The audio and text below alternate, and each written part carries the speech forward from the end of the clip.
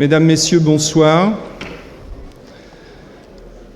Bienvenue dans ce bel amphi d'université qui, une fois encore, va accueillir un très bel événement. Nous sommes tous très, très contents, très fiers dans cette université de recevoir et d'organiser cet événement ce soir qui a pour première caractéristique, il va entrer dans quelques minutes, venir s'asseoir, de recevoir M. Hubert Reeves, ce qui explique le grand nombre de gens que vous êtes ici à venir le voir, et qui a une autre caractéristique qui nous plaît de souligner aussi, c'est que notre université a une grande tradition d'ouverture sur la ville, et cette soirée est encore une fois une soirée d'ouverture sur la ville. Cette soirée, on le dira et on le décrira, est co-organisée par l'université dans son ensemble, et l'université est une grande mère, et donc elle a beaucoup de filles et de fils, et dans ses fils et filles, elle a une composante qui est l'IUT, qui a été extrêmement actif dans cette initiative. Et ouvert sur la vie et sur la ville, cette soirée est organisée avec l'association Crépan, que certains connaissent forcément dans la salle, d'autres la font vivre, et d'autres vont apprendre à savoir à la connaître, et connaître son histoire. Elle est profondément ancrée dans celle de cette ville depuis plusieurs décennies maintenant, et l'association Camp au pied du mur. Donc, association d'ensemble pour cette soirée originale. Nous avons une assez longue soirée ensemble, puisque vous allez avoir le plaisir d'entendre M. Hubert Reeves pour une conférence qu'il a préparée spécialement, qui inaugure un nouveau cycle, vous entendez bien, un nouveau cycle de conférences pour lui, et puis un film ensuite, et un débat, et il y aura 2 débats après son intervention. Et après ce film, il y aura aussi des présentations d'initiatives, des séquences des projets de renaturation. On va vous présenter tout ça, mais je vous annonçais ce menu. Donc je vais demander à notre président d'université, Pierre Denise, merci Pierre, merci notre président d'ouvrir cette soirée, et nous allons la commencer ensuite. Pascal. Monsieur le maire adjoint de la ville de Caen, madame la maire de Mondeville, mesdames et messieurs les présidents et membres d'associations, cher Hubert Reeves, mesdames, messieurs, chers collègues, chers amis. Alors c'est un très grand plaisir pour moi de vous accueillir ici, surtout dans une salle comble comme celle-ci.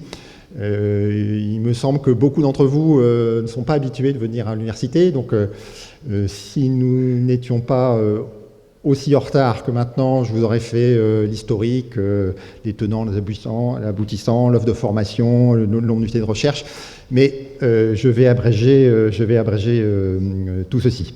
Voilà. Donc, je suis d'autant plus heureux de vous accueillir dans cet amphithéâtre que le thème de la soirée est un des thèmes qui tient à cœur à notre université, qui est très engagée dans le domaine du développement durable de manière générale. Tout d'abord par l'intermédiaire de ses formations. On a un certain nombre de formations dans ce domaine. Les étudiants sont toujours très actifs dans ce domaine également, soit par l'intermédiaire d'actions menées dans leurs associations, soit par l'intermédiaire de projets de recherche, de projets tutorés, etc. Ce domaine est également un domaine dans lequel nous avons, l'université, une activité de recherche assez reconnue. Et en particulier, cette double activité de recherche, de formation, de conseil a amené l'université, il y a quelques années, à créer avec l'ex-région Basse-Normandie, l'Institut régional de développement durable. Cette soirée, en fait, nous tient également plus particulièrement à cœur parce que c'est l'occasion, je dirais, d'un triple anniversaire, voilà, qui associe 2 Josette et un Francis. Voilà. Donc en 68 a été créé le département génie biologique de l'IUT. Donc à l'époque, il ne portait pas ce nom, mais qui est devenu ultérieurement le département génie biologique et qui a été créé par Francis Bénard, que je salue, voilà, au premier rang. Et Josette Bénard a la même année créé le CREPAN, c'est-à-dire le comité régional d'études pour l'aménagement de la nature. Voilà. Merci pour ce petit rafraîchissement. Et quelques temps plus tard, en 69, une autre Josette Travers, commençait sa carrière dans le même département, génie biologique l'UT, à une année où ce département amorçait la création de ce qu'on appelait pendant un temps le plateau Nord. Voilà, un lieu crucial pour le développement non seulement de l'université, mais également de l'agglomération. Voilà, donc, comme beaucoup d'entre vous le savent probablement, Josette Travers nous a quitté un peu prématurément l'année dernière, et elle avait joué un très grand rôle dans à la fois l'IUT, l'université et le plateau Nord. Alors 69, c'est également un autre anniversaire que j'avais évoqué la semaine dernière, c'est le premier pas de l'homme sur la Lune. Voilà. Donc ça, c'est des contradictions apparentes, comme les universitaires les aiment. Hein. D'un côté, on parle de développement durable, et d'un autre côté, on va fêter un anniversaire d'un événement peut-être qui n'a jamais autant consommé d'énergie dans l'histoire de l'homme. Voilà. Donc,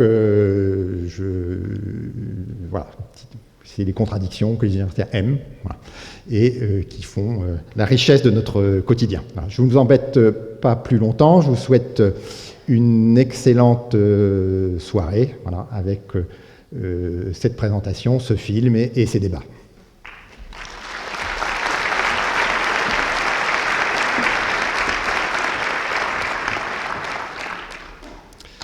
Merci Pierre, merci de ces mots. Nous allons accueillir maintenant Monsieur Hubert Reeves, qui va s'installer dans le siège qu'il va occuper toute la soirée, d'abord pour vous parler et ensuite pour répondre à vos questions. Vous pouvez l'accueillir.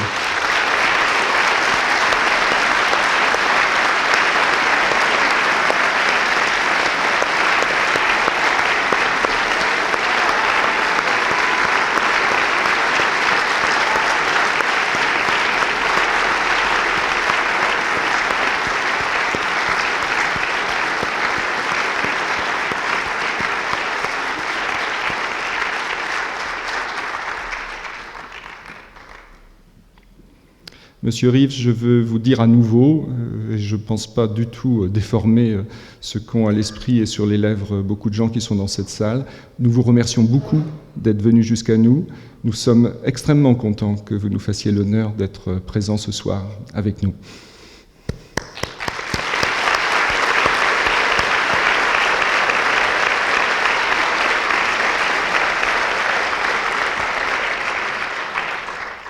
Bien, Francis Orvin et Sylvain Giraudon vont vous présenter à l'instant l'initiative et la naissance de ce double parrainage que je vous présentais extrêmement rapidement tout à l'heure.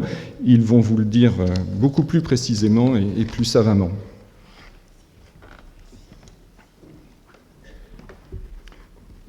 Bonsoir à tous. Merci à Monsieur le Président de l'Université d'avoir accepté d'ouvrir les portes de son université pour cette grande soirée écologique. Bonsoir. Je tiens avant tout, on fait des remerciements à deux, on va se passer la parole un petit peu. Ça ne va pas durer très longtemps, ne vous inquiétez pas. Je tiens avant tout à remercier les différents services de l'université et donc Madame Passoni-Chevalier, notre vice-présidente à la culture, Madame Linda Ortolan, qui est chef de service de la direction de la communication, Madame Audan-Furmont, qui s'est occupée de la sécurité, et donc on est en sécurité ici ce soir grâce à elle aussi, Madame Karine Travers, que vous allez voir aussi dans le film, la fille de Josette Travers, qui est directrice de l'IUT, et puis notre chef de département en génie biologique, Sophie Delahaye, qui est par ici, et que vous allez voir également un petit peu plus tard. Donc toutes ces personnes nous ont aidés à organiser cette soirée et à faire en sorte qu'elle soit une réussite, j'espère, mais Hubert Reeves est là, donc ce sera forcément une réussite. Et puis merci aussi à différentes personnes de tous ces services. Je pense également à la DSI et donc la personne qui s'occupe du son et de la lumière derrière vous ici, monsieur Stéphane Gorbowski et Guillaume Leterrier, qui ont aussi été réalisateurs du petit film que vous allez voir dans 5 minutes. Merci à Hubert Reeves, surtout, d'avoir si gentiment accepté de double parrainer notre initiative commune de renaturation, d'un côté à l'université, avec les étudiants et les enseignants de l'IUT, et de l'autre, en ville, avec l'association Camp du Crépan et l'action Camp au pied du mur du Crépan. Et je souhaite donc remercier le Crépan, sa présidente, Claudine Joly, qui est là, les salariés et les bénévoles du Crépan, ainsi que tous les adhérents et les adhérents de Camp au pied du mur pour leur implication. Un grand merci à la ville de Caen, qui soutient notre projet de végétalisation des pieds de mur depuis le début, et en particulier aux adjoints à l'environnement, Rudy L'Orphelin hier et Nicolas Joyot aujourd'hui, qui nous fait l'amitié de sa présence. Merci à Madame Burga, maire de Mondeville, d'avoir initié dans sa commune un vaste projet de renaturation. Merci. Excusez-moi, un petit peu ému en fait. Je tiens aussi à remercier tous ceux qui n'ont pas réussi à avoir de place ce soir. Nous aurions pu remplir un zénith, je crois, avec monsieur Hubert Reeves. Rien que le nom d'Hubert Reeves, tout de suite, en 2 jours, tout a été complet. Donc merci à tous ceux aussi à l'IUT et en ville, surtout, qui participent à cet élan de renaturation. Donc ce parrainage, on l'espère que ce n'est qu'un début et nous espérons vraiment que cette soirée soit l'opportunité et l'occasion pour chacun de pouvoir contribuer à des nouveaux projets de renaturation et de mieux faire vivre ensemble la biodiversité et la ville. Et donc avec peut-être des nouveaux projets qui vont germer ce soir, c'est ce que l'on espère. Je tiens donc à vous remercier tous ici, responsables pédagogiques, enseignants, personnels, mais aussi bien sûr toutes les personnes qui en ville et dans les associations se portent volontaires. Merci à tous ceux qui sont acteurs de la renaturation au quotidien, même dans leur jardin ou sur leur trottoir. Qui plante un arbre peut cacher une forêt. Je souhaite, pour ma part, moi aussi, rendre hommage à 2 grandes figures de l'écologie normande. Monsieur le Président les citait tout à l'heure, Josette et Francis Bénard. Francis Bénard nous a fait l'amitié de sa présence parmi nous ce soir. Merci, Francis Bénard. Le parrainage d'Hubert Reeves vient aussi fêter les 50 ans du département de génie biologique de l'IUT, dont vous avez été le premier directeur en 1968. Et la même année, en 1968, Josette fondait le Crépan avec d'autres grands écologistes normands comme Franck Dincombe, par exemple. Pour toutes ces années de combat que vous avez menées vous-même et surtout Josette pour la cause écologique, soyez remerciés.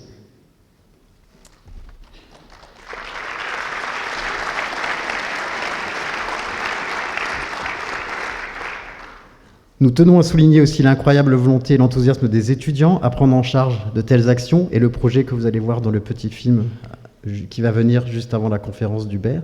C'est un vrai bonheur de partager ces élans avec vous et c'est un honneur de vous voir être parrainé par Hubert Reeves, qui, j'en suis sûr, doit bien apprécier que des jeunes gens comme vous soient à cœur de défendre leur liberté de vivre dans des espaces publics où nous renouons les liens entre l'humain et la biodiversité. Merci aux personnes qui ont des responsabilités, de savoir les écouter, tout simplement, peut-être.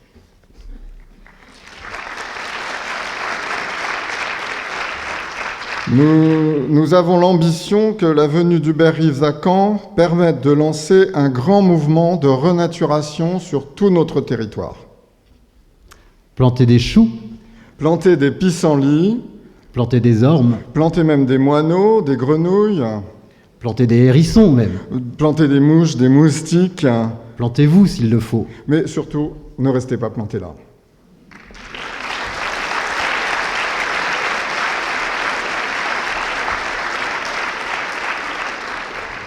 Merci beaucoup.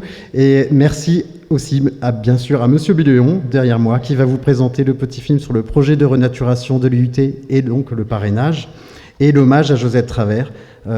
Et donc je tiens particulièrement à remercier l'AMRSH et Pascal Biléon, qui est le directeur de l'AMRSH, pour tout ceci. Merci à tous. Et donc nous vous redonnons la parole, Monsieur Béléon. Il va vous présenter un petit film sur le projet de renaturation de l'IUT et l'hommage à Josette Travers pour le parrainage de nos actions par Hubert Reeves. Un grand merci à Stéphane Gorkowski et Guillaume Leterrier de la DSI pour la réalisation de ce film.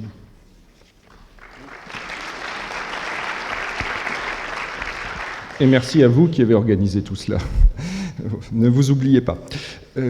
Ils ont fait presque la tâche que j'avais à faire. Je vais vous annoncer ce petit film qui présente. Je vais avant rappeler que aux initiateurs que nous avons mentionnés tout à l'heure, Université, IUT, Crépan, Association Camp au pied du mur, c'est depuis le début associé ce grand acteur de la vie culturelle caennaise que tous les âges qui sont dans la salle connaissent et j'espère pratiquent, le luxe qui sera tout à l'heure à la manœuvre et au pilotage de la deuxième séquence de la soirée avec la projection du film.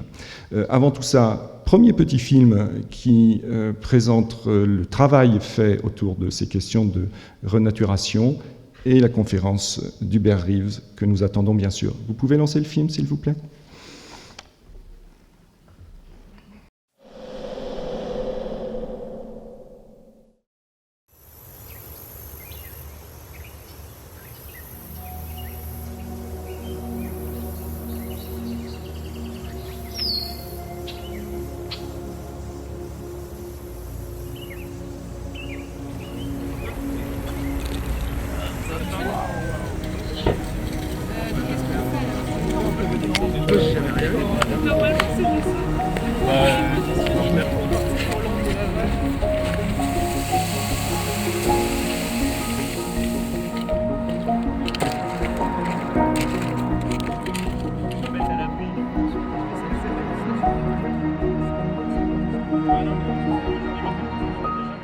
C'est un projet de renaturation en fait, qui est la suite logique d'un projet tutoré qui avait été lancé en 2017-2018 au niveau de la licence professionnelle restauration écologique et développement durable du département génie biologique de l'IUT de Caen, donc, qui tient à cœur à Francis Orlin, son responsable. Mais là, c'était plutôt de faire le point un petit peu sur les espaces verts. Et puis donc cette année, on est plus dans le concret, c'est-à-dire dans l'aménagement de ces espaces verts. Donc évidemment, les étudiants ont demandé à la direction évidemment de pouvoir faire ça, puisqu'il fallait voir aussi avec le responsable immobilier, le responsable de la prévention, pour être sûr que ça pouvait se faire au niveau de la sécurité, etc. Donc la première étape, ça a été au niveau du verger, dans une zone qu'ils ont appelée verger, une étape où en fait il y a eu plantation d'arbres. Ça, c'était au mois de novembre. Et au mois de décembre, il y a eu plantation d'un arbre un petit peu particulier, qui est un orme lutèce, de la variété lutèce, qui est en hommage à Josette Travers, voilà, qui a disparu tragiquement en 2018.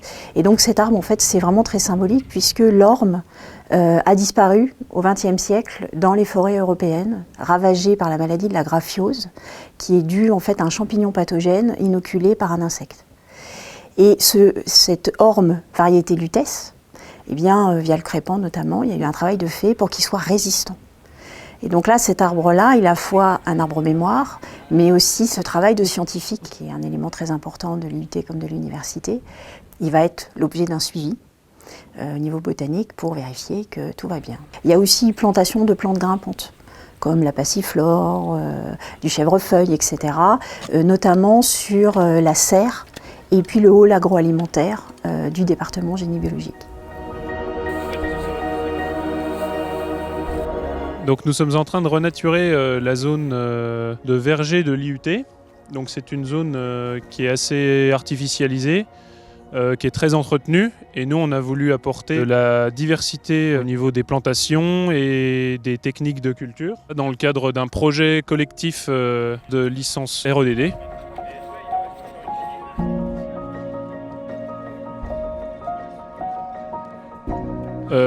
Là-bas, on a planté des arbres qui vont se développer et dont on pourra récolter les fruits dans quelques années.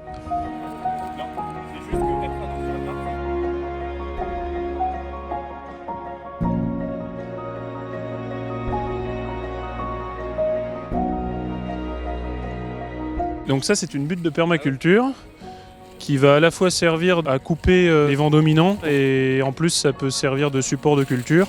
C'est-à-dire qu'une fois que la butte sera mature, on pourra y planter des légumes, voilà, des petits fruitiers.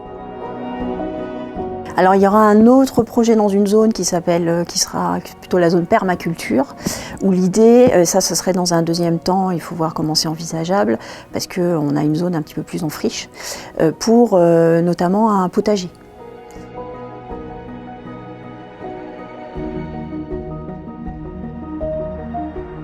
Là vraiment ce projet est vraiment dans le développement de la biodiversité, qui tient à cœur plus particulièrement la LPR-EDD, mais aussi l'option génie environnement génie biologique. C'est vraiment un ancrage de l'IUT dans la démarche de développement durable. Donc c'est pour ça que ça nous tient à cœur et que voilà, c'est l'ébauche. Il y avait le côté théorique l'année dernière, maintenant ça y est, on passe au côté pratique. Et puis c'est vrai que on a l'association Camp au pied du mur qui est entrée en relation avec Francis Orvin, donc le responsable de la licence de la LPR-EDD, et via leur intermédiaire, il y a une rencontre avec Hubert Reeves. Et Hubert Reeves, qui est le père du concept quelque part de la renaturation, eh bien Hubert Reeves a accepté de parrainer la 50e promotion du département génie biologique. Voilà, en même temps que l'association en question.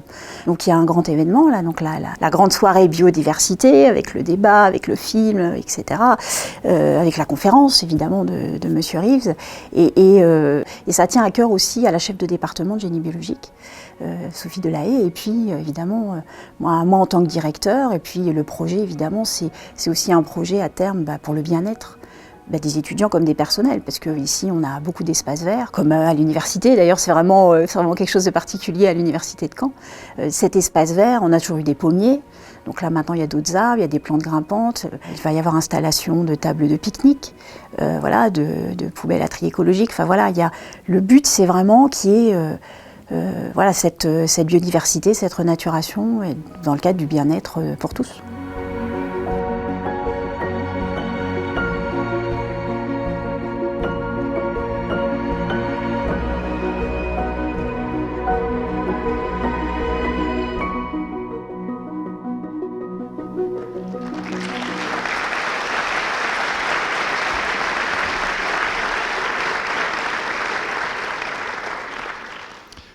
Tout à l'heure, après la conférence, après le débat, vous seront présentés par des étudiants ces projets poursuivis de renaturation. On y reviendra. Et maintenant, un des grands moments, le grand moment de notre soirée, la conférence de M. Reeves. Monsieur Reeves, à vous, nous vous écoutons. Est-ce que vous entendez bien? Jusqu'à l'arrière? Levez la main, s'il vous plaît, à l'arrière, si vous entendez bien. Merci. Un jour comme ça, j'ai fait une conférence et à la fin, je te dis, est-ce qu'il y a des questions? Et les gens ont dit, on n'entendait rien. Alors, inutile de vous dire que si vous n'êtes pas réactif, s'il y a un problème avec la sono, il faut bouger les deux mains, dire, on n'entend rien. Autrement, on perd son temps. Je vais commencer par vous dire ce qui m'a particulièrement séduit dans cette invitation à venir faire une conférence ici, c'est l'intérêt porté pour les petites plantes sauvages que vous trouvez entre les trottoirs et dans les gravats. Et ça m'a toujours paru quelque chose qu'on semblait négliger. On les arrache, c'est de la mauvaise herbe, comme on dit. Et tout d'un coup, qu'un groupe, une université, une association se décide à dire « Eh bien non, ça c'est la nature qui nous parle, ça c'est pas nous qui voulons tout maîtriser, mais nous voulons vivre en accord avec la nature », j'ai trouvé ça absolument séduisant. Et c'est ça qui m'a dit ça, c'est quelque chose qui vaut la peine. C'est tout à fait dans l'esprit de ce qu'il faut faire aujourd'hui, de l'attitude qu'il faut prendre par rapport à notre rapport à la nature. Je vais vous poser une question. Quel rapport y a-t-il entre l'astronomie et l'écologie? Je vous demande ça parce que je suis astronome de métier et maintenant je m'intéresse beaucoup à l'écologie. Eh bien, je crois qu'on peut dire ceci. Ce sont deux volets de la même histoire. L'astronomie et toutes les sciences nous racontent une histoire. Et cette histoire, c'est notre histoire. C'est comment il se fait que nous soyons ici aujourd'hui. Qu'est-ce qui s'est passé dans ces milliards d'années, ces 14 milliards d'années de la vie de l'univers, pour que aujourd'hui, chacun d'entre nous, nous ayons notre corps humain, qui est une merveille extraordinaire, un cerveau qui est également fantastique. Qu'est-ce qui s'est passé dans le ciel pour que nous soyons ici? C'est ce que nous apprend aujourd'hui les connaissances en astronomie. Ce qu'on a découvert il n'y a pas tellement longtemps, c'est que nous avons un rapport intime avec le ciel. C'est dans le ciel que c'est construit, que nous nous sommes construits, que notre cerveau, que notre corps s'est construit. Ça, c'est l'astronomie et les autres sciences, c'est le passé, c'est qu'est-ce qui s'est passé pour que nous soyons ici aujourd'hui. L'écologie, c'est quoi? C'est l'écologie, c'est oui, bien sûr, tout ça c'est une belle histoire, mais attention, cette histoire, elle est menacée. Cette histoire qui s'étend sur 14 milliards d'années, qui existe sur la Terre et peut-être ailleurs, on ne sait pas, mais cette histoire, elle est menacée. Elle est sérieusement menacée par l'activité même des êtres humains, des résultats de cette intelligence fantastique que nous avons, qui nous permet d'avoir une très grande puissance et jusqu'à nouvel ordre, cette puissance nous menace. Si je devais résumer en un mot le but je pense, ce que je voudrais vous dire, c'est ceci. La chose la plus importante aujourd'hui, veillons à ce que la planète reste habitable, parce qu'elle est menacée. Personne ne connaît l'avenir. Personne ne sait ce qu'il y aura ici dans 30 ans ou dans 50 ans. Ce qu'on sait, cependant, c'est que ça pourrait être bien pire.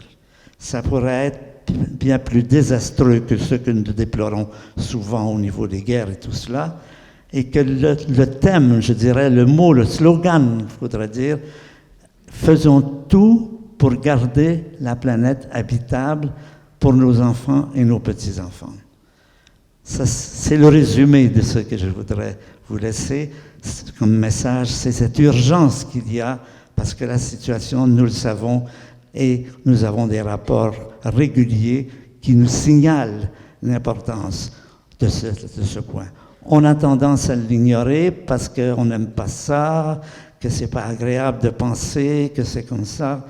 Mais si nous ne le prenons pas en charge sérieusement, cette belle histoire qui est notre histoire, qui date de 14 milliards d'années, risquerait, en tout cas sur la Terre, de se terminer. Ça, c'est le résumé. Alors, on va essayer de faire, on va essayer de réfléchir. Comment en sommes-nous arrivés là? Comment se fait-il qu'aujourd'hui, ces quelques années, pas depuis très longtemps, nous avons la conscience du fait que la vie sur la Terre est menacée? Qu'est-ce qui nous a appris cela? Et je vais essayer de vous faire une espèce de retour en arrière, un retour historique, pour voir un peu comment on en est arrivé là. Je vais vous raconter cette histoire. En fait, je vais vous la raconter en deux histoires. Je vais vous raconter une belle histoire. La belle histoire, c'est la nôtre. Et je vais raconter la moins belle histoire. La moins belle histoire, c'est ce qui nous menace. Je vais commencer par la première, c'est toujours plus agréable. Sur l'écran, vous voyez, est-ce qu'on pourrait baisser les lumières sur l'écran? Les images dégagent beaucoup mieux lorsqu'il y a un peu plus de... Est-ce qu'il y a un technicien qui pourrait jeter un coup d'œil pour que vous puissiez mieux voir? Alors, mon but, en gros, c'est de vous raconter l'histoire de l'univers, le monde raconté en deux histoires.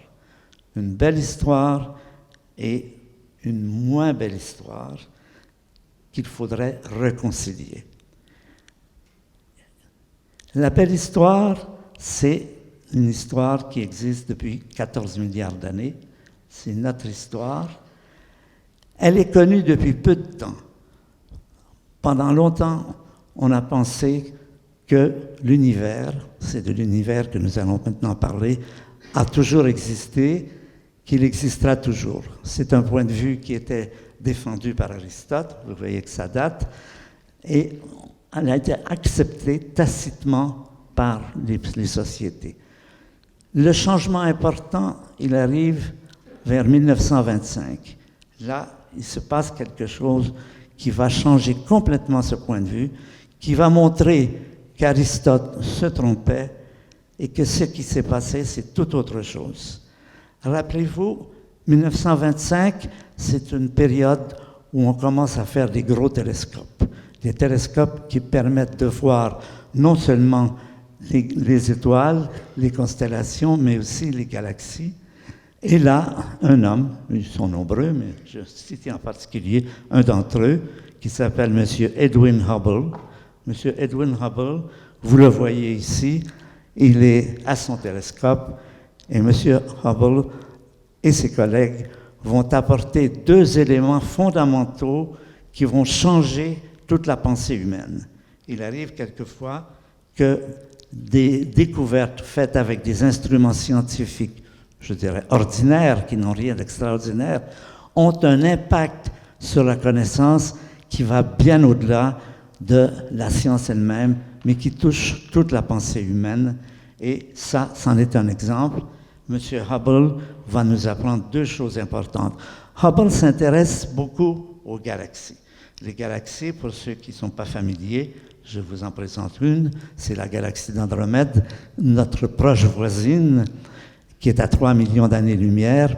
Et cette galaxie est faite de centaines de milliards d'étoiles comme le Soleil. Ces galaxies, Hubble, avec son télescope, peut les explorer assez bien. Et qu'est-ce qu'il fait? Il fait ce qu'il peut faire. Par exemple, il peut mesurer leur distance et il peut mesurer leur déplacement, leur vitesse. Il peut dire si elles s'éloignent ou si elles s'approchent, par une technique qui est tout à fait analogue à celle des flics sur l'autoroute quand ils vous collent un PV parce que vous allez trop vite. C'est le même principe. Hubble commence à faire une campagne d'observation en disant « je vais mesurer ce que je peux mesurer ». Et c'est là qu'il arrive à un résultat tellement stupéfiant que lui-même n'y croit pas. Ce sont ses étudiants qui vont le rassurer, qui vont lui dire « non, ce que tu as trouvé, c'est correct ». Qu'est-ce qu'il a trouvé? À quoi il s'attend? Il s'attend qu'il y ait des galaxies qui s'éloignent, d'autres qui se rapprochent. C'est pas ça du tout qu'il trouve. Toutes les galaxies qu'il regarde, qu'il observe, s'éloignent toutes de nous. Et elles s'éloignent d'une façon tout à fait particulière. Celles qui sont proches s'éloignent lentement et celles qui sont loin s'éloignent rapidement. C'est ce qu'on a appelé l'expansion. L'univers est en expansion. L'univers est dans un mouvement organisé qui fait que les galaxies s'éloignent toutes les unes des autres. Et je vais vous montrer une image de l'univers d'aujourd'hui. Seconde grande découverte qu'a fait Hubble, alors qu'on pensait qu'il y avait quelques galaxies, il arrive à dénombrer le nombre de galaxies. Il y en a des centaines de milliards. Le premier rapport de Hubble, c'est de nous montrer que l'univers est gigantesque. Auparavant, on voyait, il y avait la Lune, le Soleil, les étoiles, la Terre. Progressivement, on a découvert que nous vivons dans un univers gigantesque. Et l'image que vous voyez là, dans cette image, tous les points que vous voyez ne sont pas des étoiles, mais des galaxies. Vous avez là une image, la plus grande image de quoi ça a l'air l'univers quand on le regarde de loin. Eh bien, c'est ça. C'est un ensemble de galaxies qui d'une part sont extrêmement nombreuses et d'autre part ne sont pas immobiles, elles sont en mouvement. Et ce mouvement, j'ai essayé de le présenter avec un petit dessin qui est ici, qui va un peu le résumer. C'est, vous voyez comment, vous voyez au centre, c'est l'œil de Hubble. Je l'ai mis au centre. Tous les petits points autour de lui, ce sont les galaxies. Les petites flèches, c'est les mouvements. Et vous voyez, petite flèche, petit mouvement près du centre, grande flèche, grand mouvement à l'extérieur.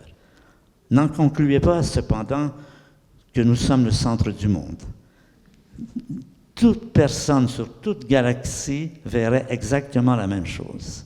L'univers est en expansion, il n'est pas statique, il n'a pas toujours existé, il a un âge, et cet âge, on peut le calculer de plusieurs façons, on peut l'observer, on trouve, comme je vous ai dit, 14 milliards d'années, et si on recule dans le temps, les galaxies, dans le passé, devaient être plus proches. Dans le futur, elles seront plus loin. Ce qui veut dire que, et ça c'est aussi une des grandes découvertes de M. Hubble, peut-être la plus grande découverte de l'astronomie contemporaine, c'est ça. L'univers a une histoire. On sait qu'il a un âge. Ne me demandez pas ce qu'il y avait avant, on n'en sait rien du tout. Mais la chose la plus importante à retenir, nous vivons dans une histoire, dans un univers qui a une histoire, et nos vies sont des chapitres de cette histoire. Et en ce sens, nos vies ont un sens par rapport à l'univers, et ce sens, sur la Terre en tout cas, il est bien marqué par le risque que nous avons aujourd'hui, les dangers de voir la vie se terminer. Donc voilà les deux grandes découvertes de Hubble. L'univers est gigantesque et cet univers a une histoire, il n'a pas toujours existé. Du coup, les physiciens qui regardaient l'univers comme quelque chose de statique, stable, découvrent qu'ils ont maintenant un nouveau métier.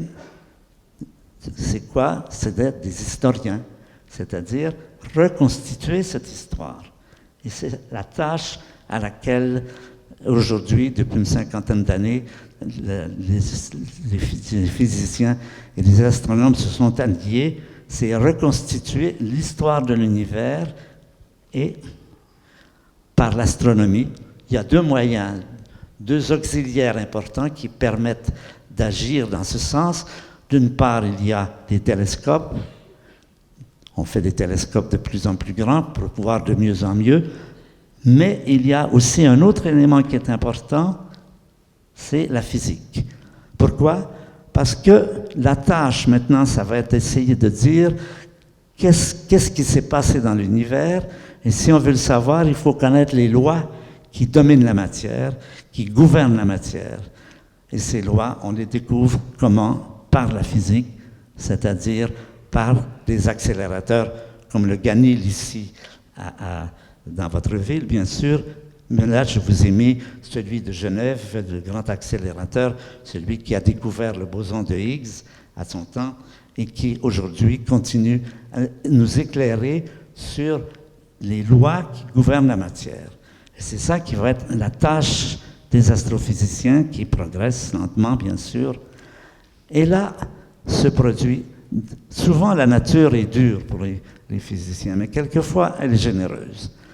Il s'est passé en 1965, c'est pas loin, quelque chose d'absolument extraordinaire, quelque chose qui a été découvert par hasard, dont personne ne connaissait l'existence, c'est ce que nous appelons le rayonnement fossile.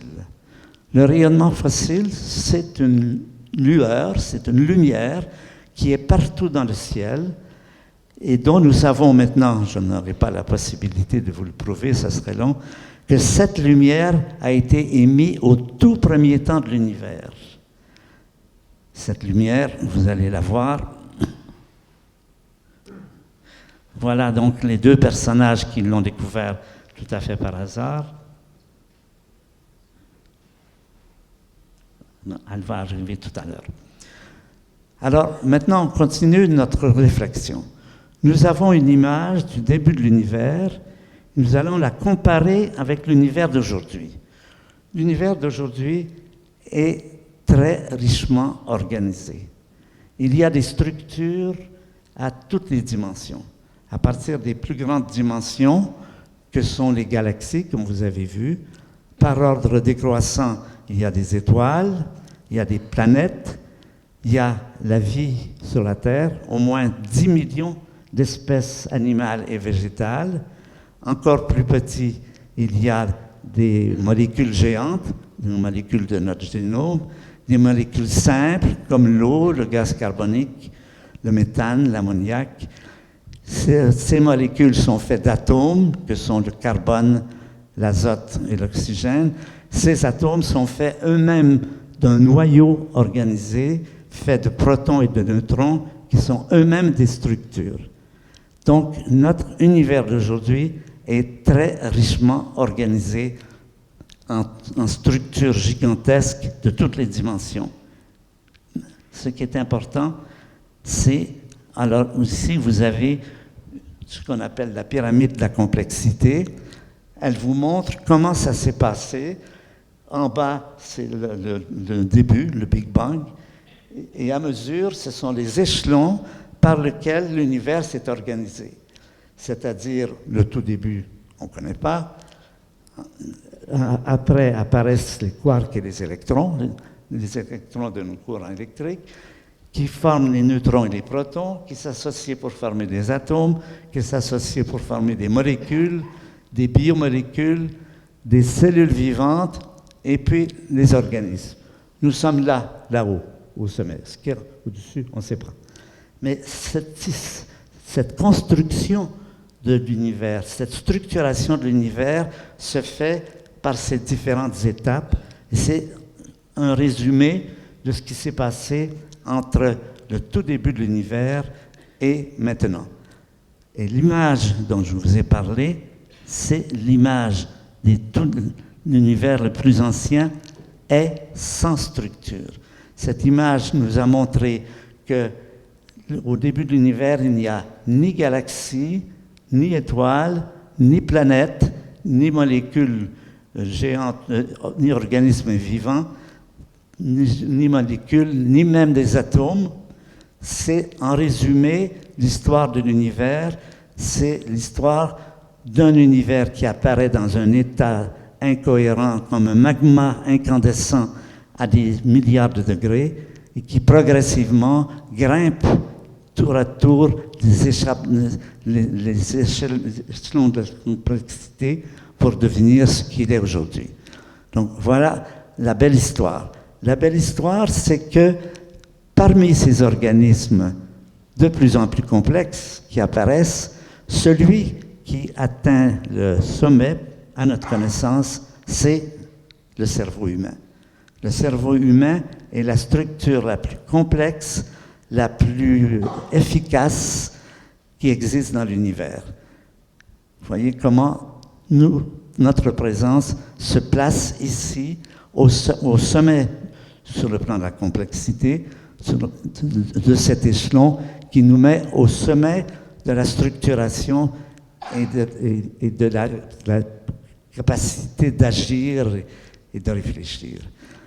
Et évidemment, vous l'aurez deviné, c'est précisément cela qui va être l'élément de la seconde histoire, la moins belle histoire, c'est le fait que la structure la plus puissante qu'il y ait dans l'univers, à notre connaissance, on ne sait pas s'il y a de la vie ailleurs, mais en tout cas, il y en a sur la Terre, la structure la plus puissante est celle qui va causer les problèmes que nous allons rencontrer.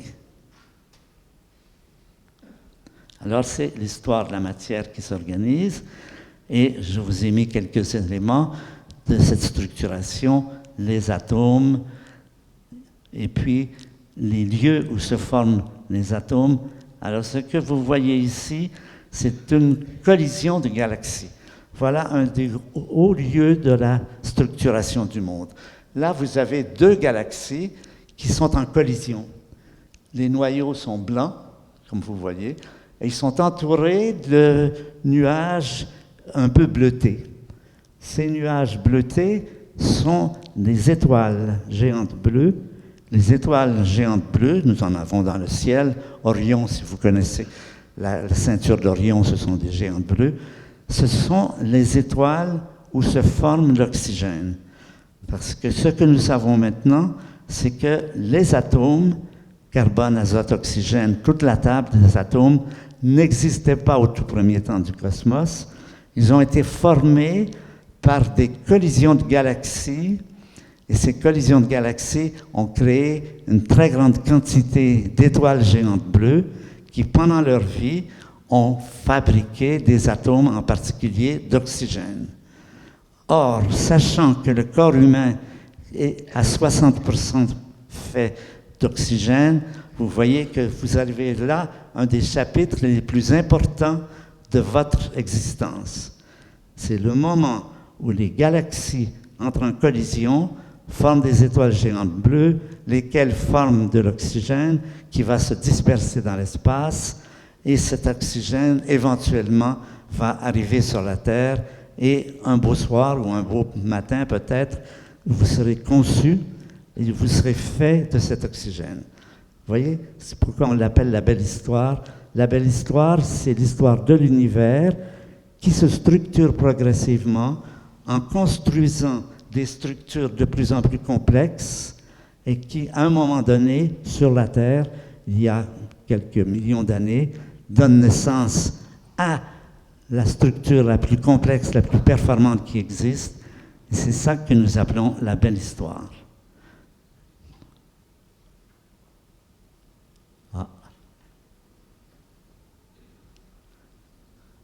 On va parler beaucoup des étoiles, évidemment, parce que les étoiles jouent ce rôle fondamental de fabriquer les atomes. S'il n'y avait pas eu d'étoiles, il n'y aurait pas d'atomes et on ne serait pas là. Et là, vous voyez ce qu'on appelle une pouponnière d'étoiles. Vous voyez cette espèce de grande structure sombre, c'est un nuage moléculaire. À l'intérieur de ce nuage se forment des étoiles que vous voyez au sommet. C'est un peu comme un cigare allumé. Vous voyez ces taches blanches, ce sont là des nébuleuses où vont se former ces étoiles. Et puis, à partir de là, apparaît le Soleil qui va nous envoyer sa lumière, et à la fin de leur vie, les étoiles meurent. Là, vous avez devant vous l'image d'une étoile qui est en train de mourir. L'étoile qui est en train de mourir, c'est le petit point rouge au centre. Comment les étoiles meurent? Ils meurent en se débarrassant de leur matière, c'est-à-dire de cette matière dans laquelle sont apparus les atomes qui plus tard vont se retrouver, par exemple, à la mort de l'étoile. Encore une fois, l'étoile mourante, c'est le point bleu au centre, et la matière qui l'entoure, c'est la matière qui était auparavant dans l'étoile et qui a été enrichie par la vie de l'étoile, par des réactions thermonucléaires au centre de l'étoile, et cette matière va être éjectée vers l'extérieur. Et voilà encore une autre image de la mort d'une étoile. C'est une étoile gigantesque. Ces étoiles explosent d'une façon fabuleuse et la matière se répand dans l'espace. Et pour les astronomes, la couleur indique la source.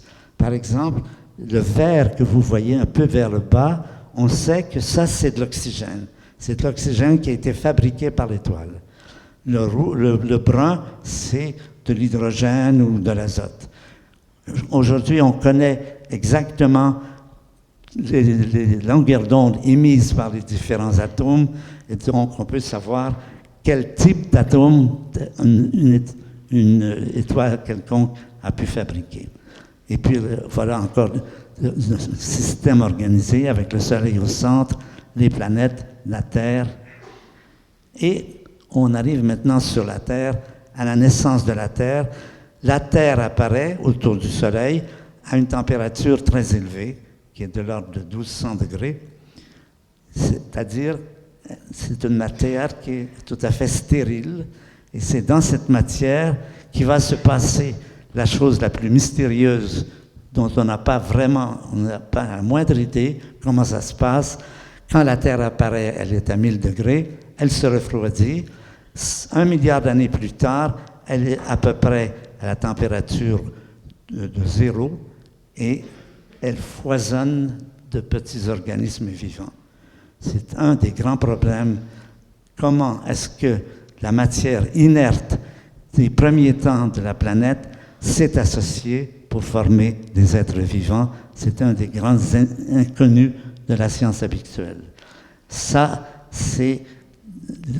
on sait maintenant que l'eau joue un rôle fondamental dans l'apparition de la vie. La vie est sans doute apparue dans l'eau, et l'eau arrive sur la Terre amenée par des comètes qui bombardent la Terre et qui fondent, et de là viennent tous les océans. Et dans le fond des océans, on sait qu'il y a ce qu'on appelle des volcans sous-marins dans lesquels existe une quantité d'organismes vivants, et c'est peut-être là que la vie est apparue, mais ça n'est pas certain. Et puis on arrive à ce grand jour qui est le jour de notre conception, 9 mois avant la naissance. Et là maintenant, je vais vous proposer un petit exercice. Je vous propose de fermer les yeux et de dire « j'existe », simplement. Vous fermez les yeux, je vous dis « j'existe ». Eh bien, pour arriver à cet exploit, qui est peut-être l'exploit le plus important qui a jamais été réalisé dans l'univers, il faut que les particules élémentaires qui forment notre corps, ces particules, il y en a beaucoup. Si vous voulez avoir une idée du nombre d'atomes qu'il y a dans l'univers, si vous voulez avoir une idée du nombre d'atomes qu'il y a dans le corps humain, je vais vous montrer le chiffre. Le voilà. Ça, c'est le nombre d'atomes à peu près, ça dépend de votre poids un petit peu, mais c'est le nombre d'atomes qu'il y a dans votre dans votre corps. Ces atomes existaient dans le rayonnement facile, mais d'une façon totalement différente d'aujourd'hui. À cette époque, ces atomes étaient dispersés dans l'espace et circulaient sans aucune organisation. Je vous demandais de ne pas faire de flash, s'il vous plaît. Et aujourd'hui, ces atomes sont intégrés dans cette structure formidablement complexe qui est le cerveau humain. Et quand vous fermez les yeux et que vous dites « j'existe », vous mettez en œuvre ce nombre-là, 1 avec 29 zéros, particules, atomes.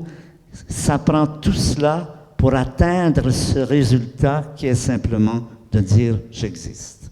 Ça, c'est la belle histoire. La belle histoire, c'est l'histoire de l'univers qui s'organise, qui grimpe les échelons de la complexité en passant par les étapes atomes, cellules, molécules, cellules, et qui acquiert ce qu'on appelle des propriétés émergentes, qui sont la capacité justement de faire des choses.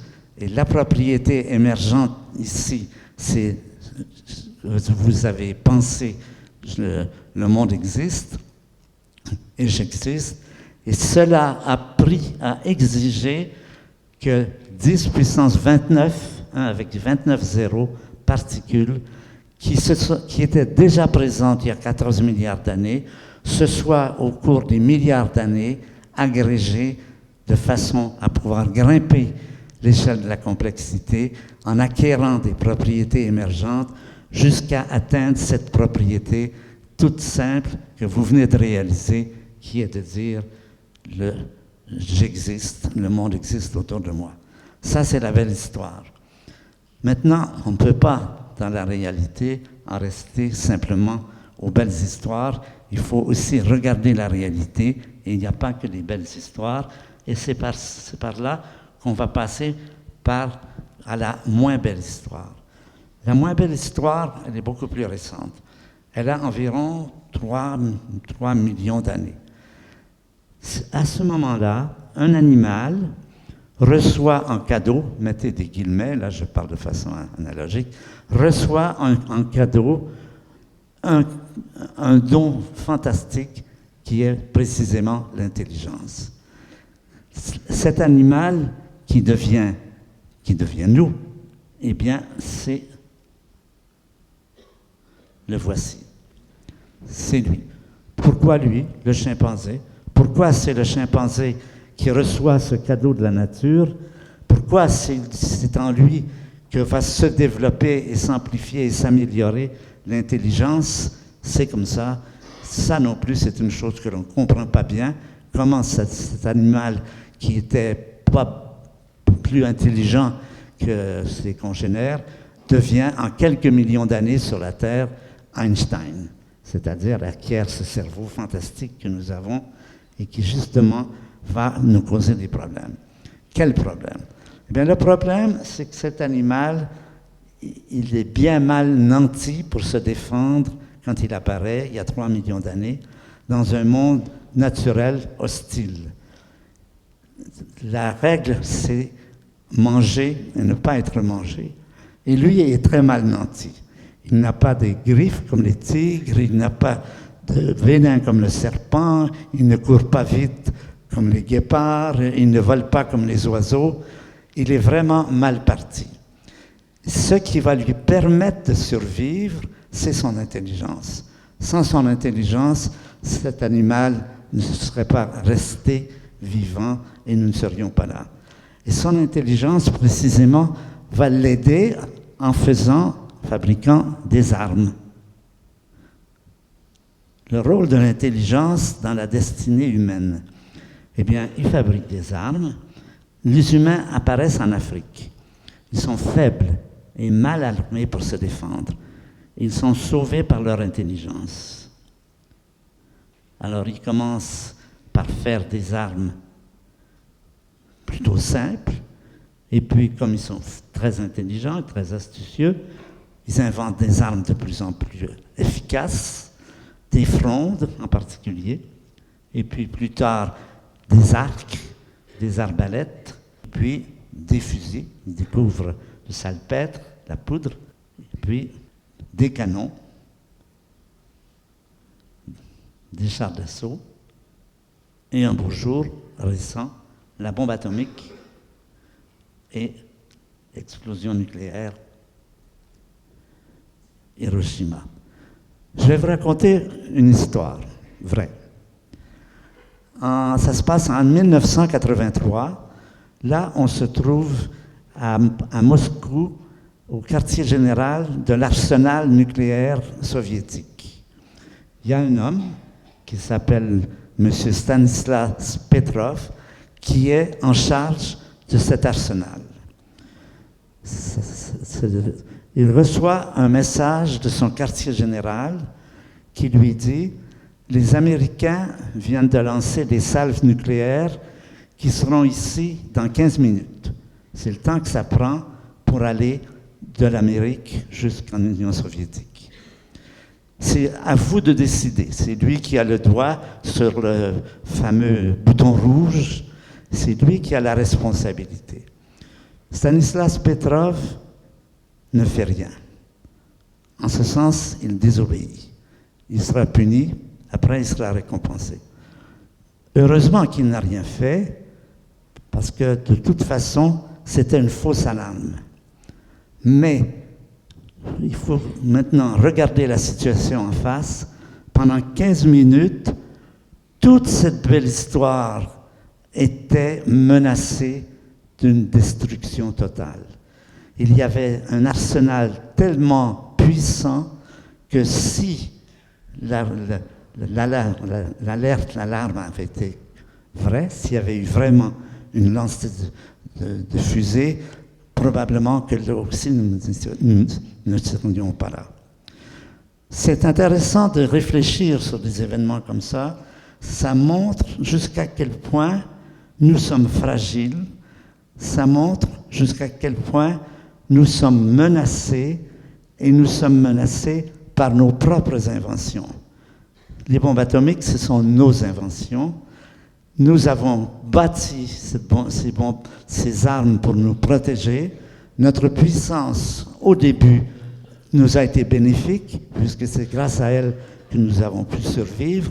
Mais progressivement, au cours de l'histoire, l'arsenal devenant de plus en plus efficace, nous sommes dans une situation telle que notre intelligence, à la fois, nous aide et nous menace et pourrait nous faire disparaître.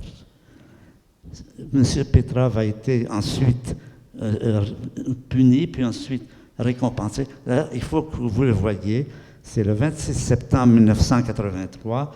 Stanislas Petrov, moi, si j'étais au gouvernement, je donnerais son nom à des boulevards plutôt que de les donner à des généraux. C'est vraiment des gens, parmi les héros de l'humanité. Sans lui, nous ne serions pas là, vraisemblablement. Et ça, c'est la prise de conscience du fait que nous avons beaucoup de difficultés à vivre avec notre puissance. Nous sommes extrêmement puissants, nous occupons toute la planète, nous changeons la planète, et par là, comme dit la SNCF, un train peut en cacher un autre. Il n'y a pas que des arsenaux nucléaires qui nous menacent, il y a aussi la 6e extinction, c'est-à-dire la terreur nucléaire. Bon, ça, je reviens en arrière, la terreur nucléaire, non, on va passer, l'humanité aurait pu disparaître. Bon. La seconde chose qui nous menace, c'est la crise contemporaine. Nous savons aujourd'hui que nous sommes menacés par tous ces événements. Notre influence est à l'échelle de la planète. Voilà une image qui montre que nous sommes partout sur la planète. C'est vu du ciel, avec vos connaissances géographiques, vous avez reconnu les différents continents, l'Amérique, l'Europe, etc. Et nous sommes en particulier, est-ce que vous voyez à droite, une tache verte, une petite tache verte. Malheureusement, ma flèche ne fonctionne pas, mais vous voyez, une petite tache verte, ça se trouve dans la mer du Japon. Vous voyez le Japon. Et là, c'est encore une question pour vous. On est à 400 km en haut, dans un satellite, et on voit non seulement les lumières des villes et des autoroutes, mais on voit aussi cette tache verte. Alors, qui peut me dire qu'est-ce que c'est que cette tache verte? Si vous avez des idées, vous pouvez les suggérer, je vais vous le dire. Pardon? Non, Hiroshima, ça ne c'est pas de la lumière. D'abord, c'est pas au Japon. Je vais vous le dire ce que c'est. Je vais vous montrer dans la prochaine image. Voilà. Ce que c'est, ce sont des bateaux de pêche qui ont une efficacité fantastique. Ça s'appelle la pêche au lamparo. C'est-à-dire, il y a une longueur d'onde qui est cette longueur d'onde verte qui attire énormément les poissons et qui permet de faire des pêches quasi miraculeuses. Et à tel point qu'aujourd'hui, nous savons que grâce à ces instruments nés de notre intelligence, nés de notre puissance, nous pêchons 2 fois plus de poissons qu'il ne s'en reproduit aujourd'hui. C'est typique de la situation aujourd'hui. Nous sommes très puissants, notre puissance est capable de nous amener à vider les océans de leurs poissons, et en même temps, nous sommes pris dans cette difficulté d'être menacés sur deux espaces. Nous sommes menacés par l'arsenal nucléaire, donc en temps de guerre, ou guerre froide, ou guerre. Et nous sommes menacés également par nos exploits comme ceux-ci. Je vous montre encore un exemple de la déforestation au Brésil. Voilà un exemple qui décrit bien la seconde histoire. c'est que cette intelligence fabuleuse que nous avons est un élément qui nous menace. Et le plus important aujourd'hui, je dirais, l'élément le plus important, c'est est-ce que l'humanité est capable de vivre avec sa puissance? Est-ce qu'elle est capable de s'empêcher de s'autodétruire? C'est comme ça qu'on peut poser le problème. Nous sommes confrontés à ce problème, ce merveilleux cadeau qui était notre intelligence, aujourd'hui nous menace et nous devons tout faire pour arrêter. En moins d'un siècle, les humains ont tué plus de la moitié des animaux. Ça montre un peu notre puissance. Nous menons une guerre contre la nature. Si nous gagnons, nous sommes perdus. Personne ne veut mener une guerre contre la nature. Mais en fait, comment on mène une guerre contre la nature? Eh bien, avec des pesticides. On répand des pesticides un peu partout et vous savez tous les problèmes que pose la question des pesticides. Alors, nous allons essayer maintenant de réfléchir à la situation en prenant du recul. La vie sur la Terre existe depuis à peu près 3 milliards d'années. Il y a eu des grandes extinctions, mais la vie n'est jamais disparue. La vie a toujours survécu. Et nous allons nous demander, beaucoup d'espèces sont apparues avant nous, beaucoup d'espèces ont disparu pour des raisons variées, généralement des raisons naturelles, disons. Et on va essayer de demander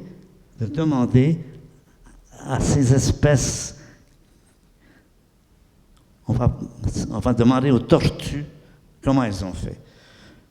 Les tortues existent depuis 200 millions d'années et elles sont prêtes à durer encore longtemps si nous les préservons. Nous, après 3 millions d'années, nous sommes déjà dans le collimateur de la 6e extinction. On va demander à ces animaux qui ont réussi à vivre beaucoup plus longtemps que ce que nous avons fait, quel est leur secret. Et leur secret, elles vont nous le donner. Et leur secret, je vais l'écrire ici. Les humains ont environ 3 millions d'années. Ils sont dans le collimateur de la 6e extinction. Voilà la recette. Les espèces qui durent sont celles qui savent vivre en harmonie avec la nature. C'est comme ça, c'est ce que nous apprend l'étude des formes anciennes de vie. Et c'est tout à fait le contraire de notre comportement. Notre comportement, nous saccageons la nature, nous ne vivons pas en harmonie avec la nature. Et si nous n'apprenons pas à vivre en harmonie avec la nature, nous disparaîtrons comme beaucoup d'autres espèces. Il est important, ce sont des espèces qui ont appris à s'intégrer dans un écosystème. Et ça pose la question suivante. Est-ce que l'intelligence serait un cadeau empoisonné? Est-ce que toute espèce animale qui reçoit ce fameux cadeau de la nature qui est l'intelligence, n'est-elle pas condamnée à avoir une histoire semblable, c'est-à-dire à se bâtir une puissance et ensuite à ce que cette puissance puisse la détruire elle-même? Et ça, c'est le plus important, c'est, je dirais, le message net que nous avons. Les espèces, l'intelligence est un élément empoisonné. Quand elle saccage son environnement, il faut revoir le rôle de l'intelligence dans la destinée humaine. Et là, je vais poser une autre question. Imaginons que nous disparaissons. Imaginons que M. Petrov, que ça a été une vraie alerte et que l'humanité soit disparue. Eh bien, on pourrait dire, c'est embêtant, mais est-ce que ce n'est pas simplement une simple anecdote? Beaucoup d'espèces apparaissent, certaines apprennent à coexister avec leur puissance, elles durent, les autres disparaissent. Est-ce que ce n'est pas une simple anecdote qui ne serait même pas visible de la Lune si ça se passait? Eh bien, je voudrais plaider la cause de l'humanité et dire non, ce serait dommage. Ce serait dommage pour 3 raisons. Les humains n'ont pas fait que des bêtises. Ils en ont fait beaucoup, mais ils n'en ont pas fait que des bêtises. Ils ont fait des éléments, des choses qu'aucune autre espèce n'a pu faire et qui disparaîtraient nécessairement si nous devions disparaître. Et parmi ces éléments que nous sommes les seuls à avoir apportés, il y en a 3 que je voudrais mettre en évidence. 3 éléments. Le premier, c'est l'art, la culture. C'est La jeune fille à la perle, c'est Mozart, Beethoven, c'est la musique de chambre. Tous ces éléments que nous sommes les seuls à avoir apportés et qui disparaîtraient si nous devions disparaître, parce que vous imaginez que les termites n'épargneraient pas les Stradivarius. Ça, c'est le premier élément positif qui justifie que nous travaillons à ce que l'humanité dure. Le deuxième élément important, c'est la science. C'est grâce à la science que nous avons découvert des galaxies, des splendeurs qu'aucun animal n'a jamais pu observer, parce qu'à notre connaissance, aucun animal n'a jamais manipulé des lentilles et bâti des télescopes et voir des choses sublimes. Ça, c'est le deuxième élément. Mais pour le troisième élément, je vais prendre un exemple, c'est ceci. Imaginez un nid d'oiseaux dans lequel il y a 4 oisillons. 2 oisillons sont malades, 2 sont en santé. Les biologistes nous disent que les parents oiseaux s'occupent des enfants en santé et laissent mourir les oisillons malades. Pourquoi? Parce que, disent-ils, les oisillons en santé ont plus de chances d'avoir des gènes en santé et donc sont une meilleure promesse pour l'avenir. Donc il vaut mieux laisser mourir les oisillons malades et essayer de sauver les oisillons en santé. Maintenant, voici une famille avec 2 enfants. Un enfant est malade, l'autre est en santé.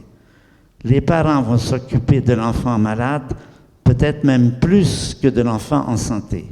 Pourquoi? C'est pas logique, parce que l'enfant malade pourrait avoir également des gènes avariés. Qu'est-ce qui fait que les parents vont s'occuper de l'enfant malade?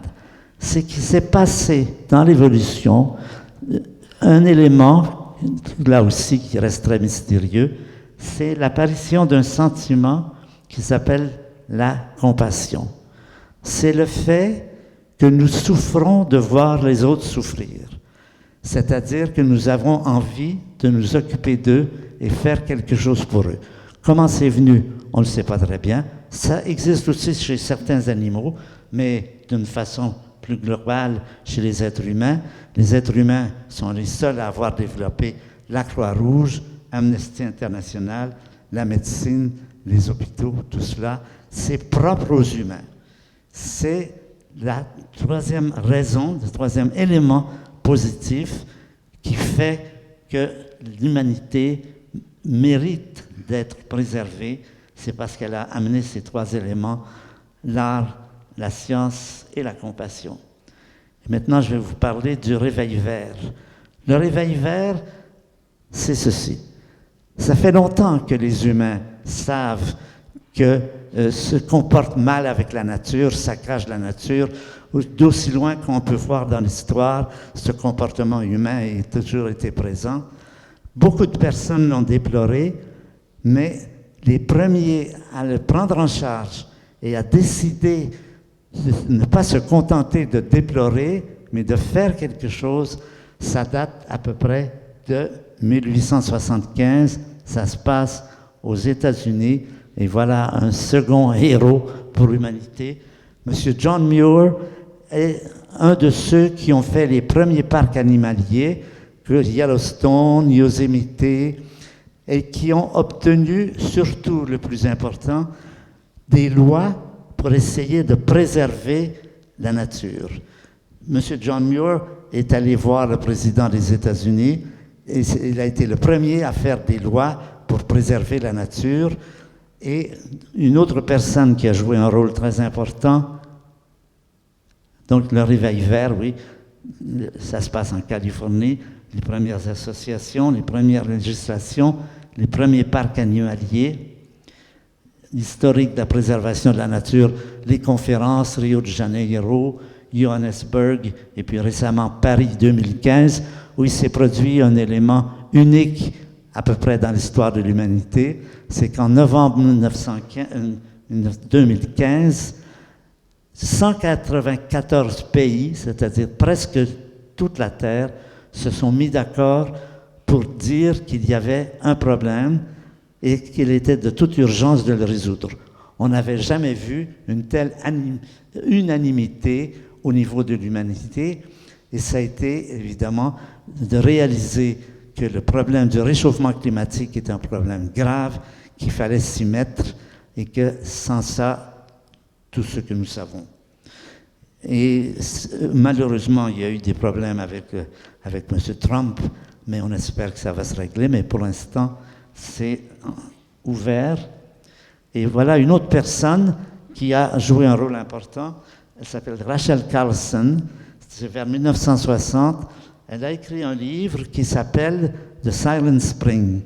C'est une période, j'étais moi-même à cette période aux États-Unis, où on déversait du DDT partout où il y avait des moustiques. Et elle a écrit ce livre pour dire, si on continue, le DDT va tuer les oiseaux, il y aura le printemps serait silencieux. C'est elle qui est allée voir le président Kennedy pour avoir des lois pour interdire effectivement l'utilisation du... Et puis le commandant Cousteau, qui est celui qui a fait arrêter le rejet de matériel d'eau radioactive dans l'océan. Ces trois personnes sont des personnes auxquelles je crois il faudrait reconnaître leur importance. Je suis moi-même un président d'un mouvement qui s'appelle Humanité et Biodiversité, et dans lequel nous essayons d'obtenir, par exemple, le Grenelle, c'est en partie ceux qui l'ont démarré, nous essayons d'obtenir que le gouvernement présent s'intéresse plus à l'écologie. Et je vous invite, une façon pour chacun d'entre nous d'essayer de sauver l'humanité, c'est de s'associer à des mouvements qui ont du poids et qui peuvent intervenir dans ce débat pour qu'en Chambre, on puisse avoir des représentants et que l'histoire de Nicolas Hulot ne se répète pas, c'est-à-dire qu'il ne soit pas obligé de quitter le poste qu'il avait parce que ses opinions n'étaient pas écoutées. Donc voilà en gros ce que je voulais vous raconter, cette histoire, comment on en est arrivé là, deux histoires, l'histoire de l'apparition de notre cerveau humain, l'histoire des problèmes qu'il projette, qu'il crée, et la situation présente qui est, si nous n'arrivons pas à dominer notre puissance, nous rendrons la planète inhabitable, et c'est l'élément le plus important, je pense qu'on puisse dire, au sujet de la nature aujourd'hui. Voilà, je vous remercie.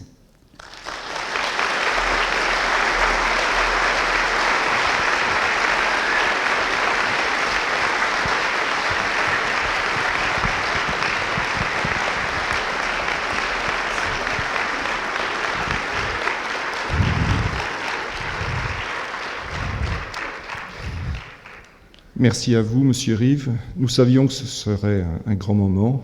C'est un grand moment. Nous avons un temps de discussion. Il sera forcément frustrant parce que je pense que beaucoup d'entre vous ont envie de poser des questions à Hubert Reeves. On va essayer de le rendre le moins frustrant possible. Des micros vont passer dans les deux rangées. Est-ce qu'ils peuvent être distribués? Il y a deux personnes qui peuvent les prendre. Et puis, si je ne suis pas trop ébloui par les spots, je vais arriver à distinguer les mains qui se lèvent. Et merci, merci Stéphane. Je vais les prendre par deux dans un premier temps. Donc, qui veut poser une question, faire une intervention? Tout est sous forme de question. C'est la règle de ce soir. Je vois une main ici. On peut commencer par vous. On prendra une deuxième question derrière. Est-ce qu'on peut amener un micro là, s'il vous plaît? Là. Il faudrait mettre sur les deux allées de façon à répartir assez rapidement. Merci. Là. Merci bien. Donc, tout d'abord, merci pour la conférence. C'est grave cool. Est-ce que je peux vous voir? J'aime bien voir les gens à qui je parle. Je suis juste là. Vous êtes là, d'accord. Et donc, moi, la question que je me demandais, parce qu'il y a un mot qui m'a vachement interloqué dans le diaporama... pardon, excusez-moi, je suis un peu stressé. Sur le diapo de l'IUT, qui était changement de paradigme. Et je pense que là, c'est là la vraie solution au problème, parce qu'il y a tout un tas de politiques, de dirigeants d'entreprises et tout, qui veulent nous faire penser que le capitalisme vert est possible.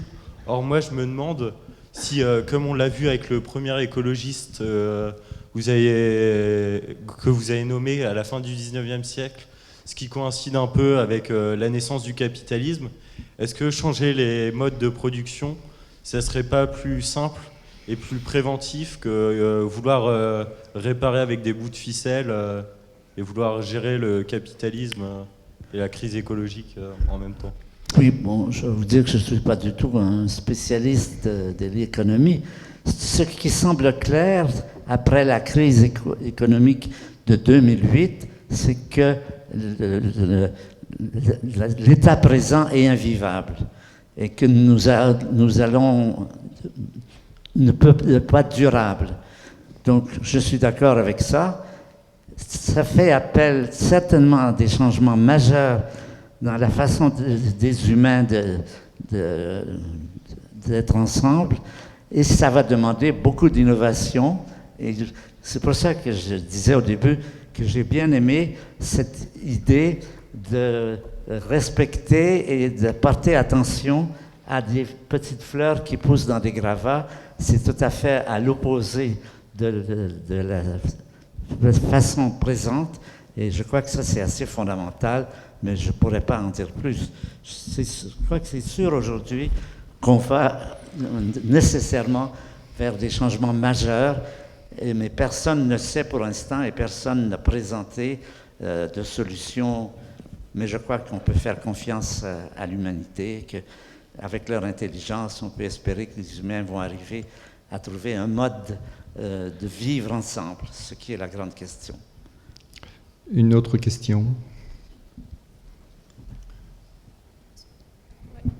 Oui.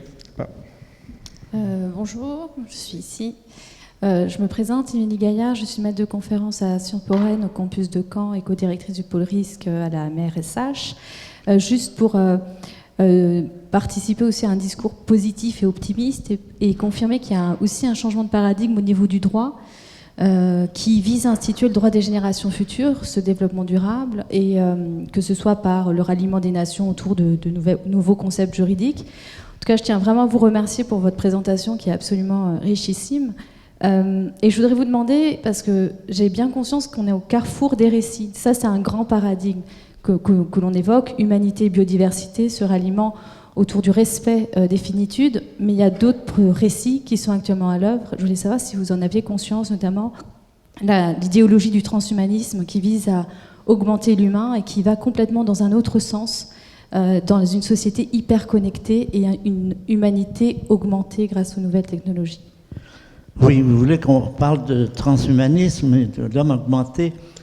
Alors, je vais faire un retour en arrière de 40 000 ans. Il y a 40 000 ans, les Chinois, on sait maintenant que c'est des Chinois, arrivent à maîtriser le feu. Avec le feu maîtrisé, on peut chauffer sa maison, on peut mettre le feu à la maison de son voisin. C'est-à-dire que toutes ces nouvelles inventions de l'humanité, la chose la plus importante, c'est qu'est-ce qu'on en fait. Et qu'est-ce qu'on en fait, c'est qui décide. Chaque fois que l'humanité a fait des progrès, ces progrès avaient la possibilité d'améliorer la situation ou de la détériorer. Et l'important, c'était, encore une fois, qui décide. C'est la même histoire qui se poursuit. Les humains vont continuer à inventer. Précisément, l'intelligence artificielle, ce sont des produits de l'intelligence humaine, et ça va continuer certainement longtemps. On ne voit pas de raison pour laquelle ça pourrait stopper. Toute la question de savoir, c'est est-ce qu'on va être capable de faire ce qu'on appelle des comités de bioéthique qui vont pouvoir prendre en charge d'une façon efficace la gouvernance et voir à ce que les décisions soient prises dans un sens positif. Il y a par exemple un grand débat qui se passe aujourd'hui autour des armes autonomes. Beaucoup de pays sont en train de fabriquer des armes qui pourraient prendre elles-mêmes leurs décisions. Évidemment, ça risquerait d'être fatal. Il y a un grand mouvement d'opposition qui voudrait interdire cette possibilité, parce que si les armes peuvent prendre elles-mêmes leurs décisions, on voit où ça peut mener. C'est un exemple de cette lutte qui doit être en parallèle avec le progrès des techniques, c'est le contrôle par des intelligences humaines. Ça se fait beaucoup en médecine aujourd'hui, les comités de bioéthique, ça se fait dans beaucoup de domaines. C'est, je pense, l'élément essentiel, c'est que l'humanité ne perde pas le contrôle de ce qui se passe. C'est la même histoire que le feu il y a 40 000 ans, sauf que c'est beaucoup plus développé aujourd'hui.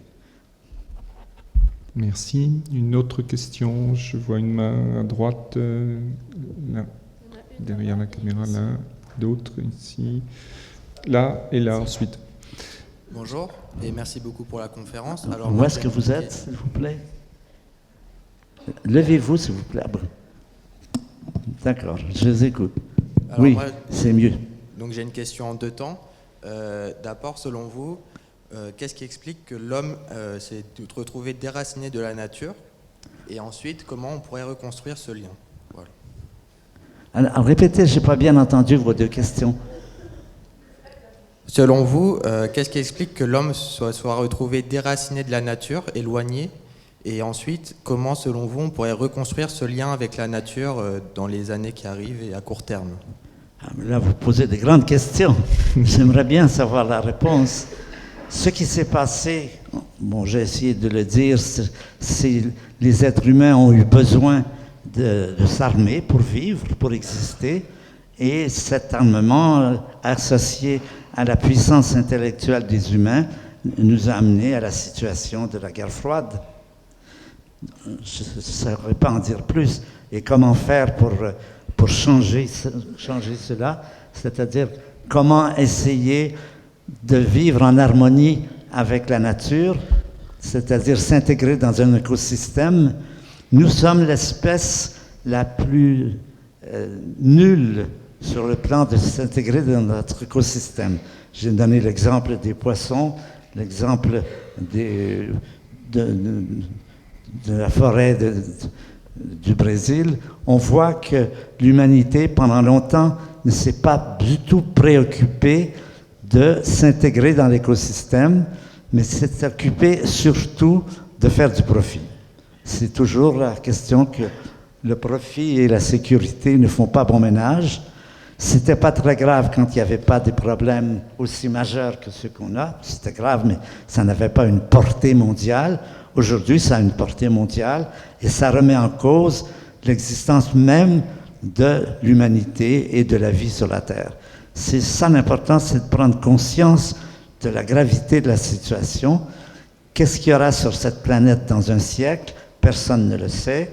Ce sera peut-être très bien, ce sera peut-être nul, rien du tout. Nous sommes vraiment dans ce tournant où notre survie va se discuter et personne ne peut savoir ce que ça va donner. Merci. Une autre question à gauche, là. Ici. Allez-y, je vous en prie. Allô ? C'est bien, allez-y. Mais levez-vous, s'il vous plaît, monsieur Rive. Déjà, merci pour cette conférence passionnante. C'était vraiment très très intéressant. Et j'aimerais vous poser la question. Vous parliez de pourquoi l'humanité mérite d'être préservée. Vous parliez de compassion. Mais en fait, je me demande si on peut quand même, si on peut élargir ça au fait que l'humanité elle ressort parce qu'elle va à l'encontre de beaucoup de principes de la sélection naturelle. Oui, c'est vrai que cet élément-là de compassion, on le voit chez certains grands animaux, des éléphants, des baleines, des cétacés. On ne le voit pas chez les oiseaux, on ne le voit pas chez les poissons. Qu'est-ce qui fait que cet élément a pu naître? C'est certainement la possibilité pour les gens de se voir, de se parler, de se connaître. C'est certainement assez mystérieux, mais c'est un élément qui, pour moi, vaut la peine, comme la musique et la science. Je ne dirais pas que ça va contre la sélection naturelle. En fait, il y a beaucoup de discussions chez les biologistes qui disent qu'au contraire, c'est probablement en définitive également ce qui nous a sauvés. Mais je ne pourrais pas en discuter parce que c'est pas mon domaine, mais je sais que beaucoup de personnes, maintenant on dit beaucoup que l'élément de compassion a été essentiel pour que l'humanité prenne le statut qu'elle a maintenant. Mais ça, il faudrait voir avec des biologistes. Je ne connais pas bien l'argumentation. Il y a place à quelques questions encore. Oui, monsieur, je vous en prie. Oui, bonsoir. Avant tout, merci pour tout ce que vous avez écrit, qui m'ont beaucoup apporté, notamment le banc du temps qui passe. Merci. Et je citerai particulièrement ce que vous avez écrit à la page 230, qui est une éloge de la tolérance. Ceci dit, je m'étonne que lorsqu'on parle de l'avenir de l'humanité, on évoque très très très rarement l'explosion démographique, qui me ferait presque regarder l'homme sur la Terre comme un cancer pour la Terre. Oui, ce n'est pas un problème simple. Il faut savoir si on parle de l'ensemble de la planète ou de lieux particuliers. Vous savez qu'ici en Europe, le problème, c'est pas ça, c'est inverse. C'est la dépopulation. On prévoit déjà beaucoup de pays, comme l'Italie, l'Allemagne et la France récemment, voient leur population diminuer, ce qui veut dire que les populations vont être vieillissantes et que ça va causer un tout autre ordre de problème. Beaucoup de gens pensent que ça pourrait arriver pour l'humanité d'ici un siècle ou deux. Ce qu'on sait, c'est que la population, les gains de population sont reliés à l'éducation des femmes. Les pays où les femmes peuvent aller à l'université, que ce soit l'Amérique du Sud ou la Chine, voient leur population, leur taux d'enfants par femme tomber très rapidement. Tomber de 7-8, par exemple, en Amérique du Sud, à quelquefois inférieur à 2 ou 2,1, je pense qu'il est la limite de stabilité. Donc ce n'est pas du tout un problème simple. Il y a eu beaucoup d'efforts qui ont été faits pour essayer de contrôler la population. Ce qu'on sait aujourd'hui, c'est que le seul qui marche, c'est l'éducation des femmes. C'est tout ce que je peux dire.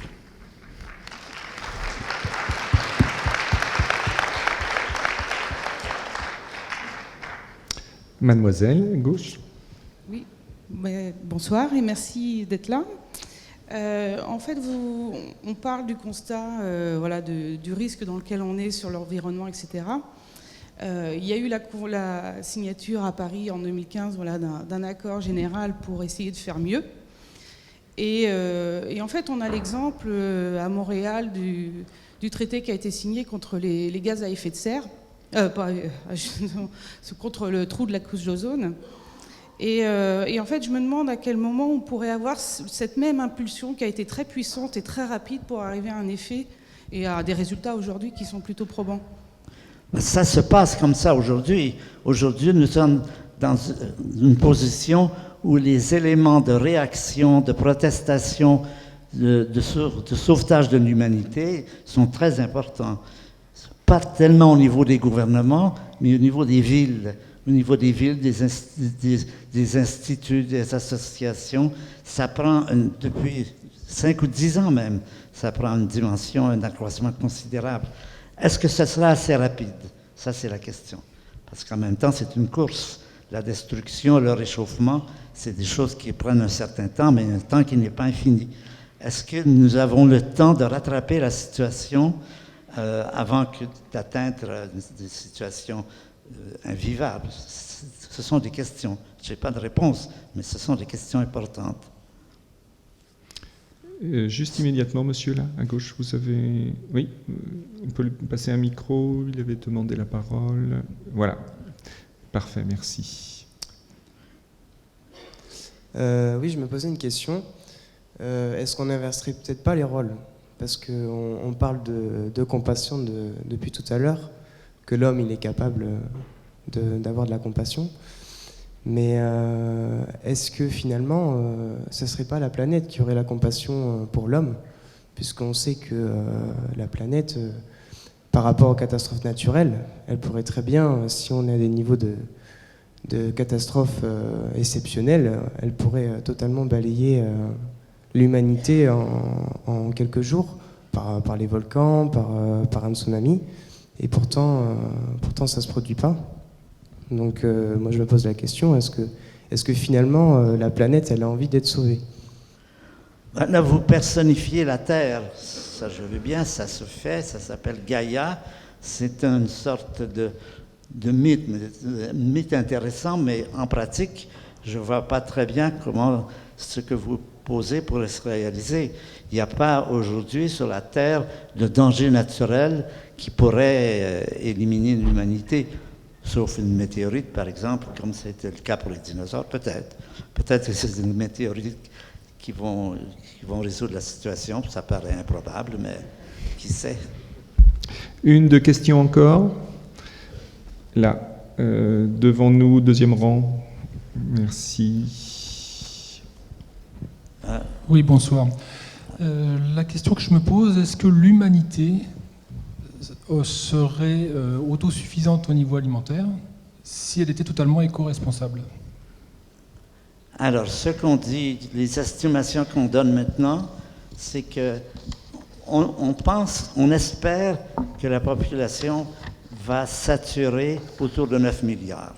Maintenant, c'est 7 milliards, 2 ou 3, je ne me souviens plus. On pense, c'est pas sûr du tout. Et on dit ceci. Si l'humanité ne mangeait que des céréales, ça suffirait pour 3 milliards. Si elle mangeait que de la viande, ça prendrait 12 milliards. C'est des chiffres très approximatifs, bien sûr, qui sont donnés. Ce qui explique, ce qui justifie le fait qu'il y a maintenant une pression, non pas pour devenir tous végétariens, mais pour diminuer la fraction de viande que nous utilisons. Et moi, je suis assez d'accord avec ce point de vue. On peut très bien manger, on a pris des habitudes de manger beaucoup de viande, et sur tous les plans, c'est pas utile, c'est pas nécessaire. La plupart des gens pensent qu'à 3 milliards, avec des céréales et moins de viande, ça pourrait suffire. Mais derrière tout cela, il y a la question, est-ce que ça va saturer à 9 milliards?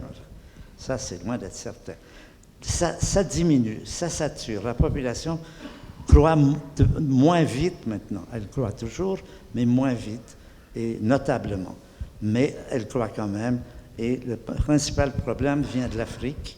L'Afrique, de la région au sud du Sahara, où il y a encore beaucoup de familles avec 8, 9 enfants. Et la difficulté, c'est culturel. Et ça, c'est très difficile. Si dans une culture, vous considérez que c'est bien de manger beaucoup de viande, c'est beaucoup plus difficile d'expliquer que si on montre des chiffres de quantité de viande, etc. Donc ça, c'est un problème qui évolue, mais sur lequel, pour l'instant, on ne peut rien dire. Est-ce que la population va saturer? Et comme je vous ai dit, plusieurs biologistes envisagent même qu'au siècle prochain, on ait le problème inverse. Mais l'avenir, faire des prophéties, c'est toujours dangereux. Dernière question. Là, j'en ai une. Il faut bien qu'il y en ait une dernière. Là, juste à gauche. Un micro, s'il vous plaît.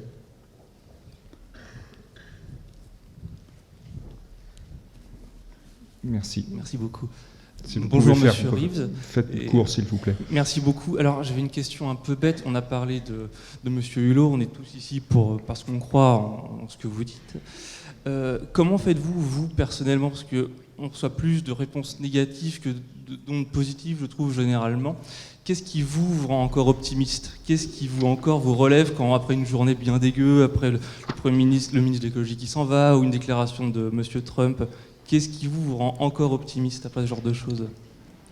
C'est de réaliser que les deux aspects croissent en même temps.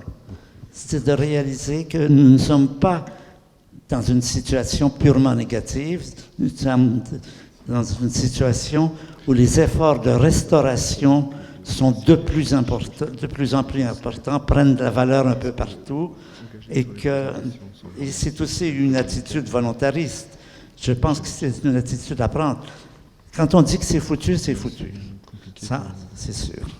Donc, il est important d'avoir une attitude d'espoir, une attitude d'apprécier et de savoir.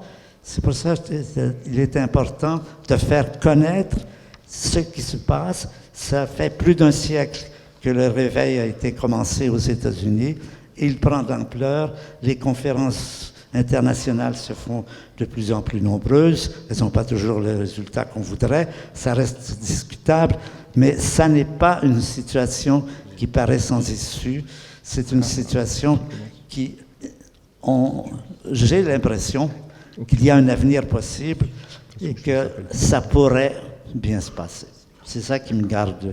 Peut-être je suis de tempérament optimiste, c'est possible, mais je garde cet espoir quand je vois comment ça bouge dans beaucoup d'endroits et ça bouge d'une façon très efficace. Par exemple, curieusement, M. Trump a beaucoup aidé cette cause simplement parce qu'il a révolté beaucoup d'Américains qui ont fait plus ce qu'ils auraient fait s'il avait marché avec la COP21. Ça, maintenant, on s'en aperçoit. Beaucoup de villes américaines se battent maintenant pour avoir des résultats et qu'au total, peut-être son attitude aurait été positive. C'est ce qu'on dit.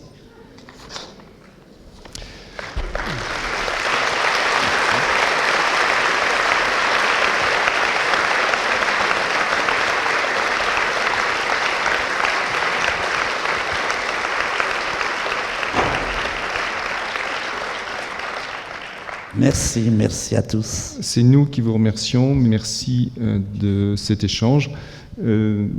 Maintenant, nous allons poursuivre. La soirée se poursuit avec la présentation des projets de naturation extrêmement courtes que justement Hubert Reeves a eu la volonté de parrainer. Il vous l'a expliqué en quelques mots tout à l'heure. Donc je vais appeler Isabelle de Laval, en même temps Sylvain Giraudon, Claudine Joly, Jarnaud de Guy, Amélie Lehen, Sophie Delahaye et ses étudiants, Maël Gaudron, Bastien Hamel et Alex Daligo. Rassurez-vous, c'est 1 minute chacun. Et pour finir, Boris Bayeul. Et donc, Francis, je vous en prie, allez-y. Ça va être très rapide, ça va être 3 minutes. En fait, de 19 à 20 heures, on est un petit peu décalé à cause des intempéries.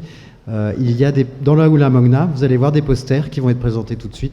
Donc les 8 posters vont être présentés très rapidement, en 20 secondes chacun, pour juste vous donner envie d'aller au thème. Et information importante, il y a un point de restauration ensuite. Le restaurant universitaire B est ouvert avec la cafétéria Oxygène B. Et les étudiants que vous avez vus qui tenaient les micros de la licence pro REDD, qui vont venir sur scène, se proposent de vous guider si vous ne connaissez pas bien l'université. C'est assez simple, mais ils peuvent vous accompagner pour vous orienter, tout simplement pour aller manger au restaurant universitaire si vous le souhaitez.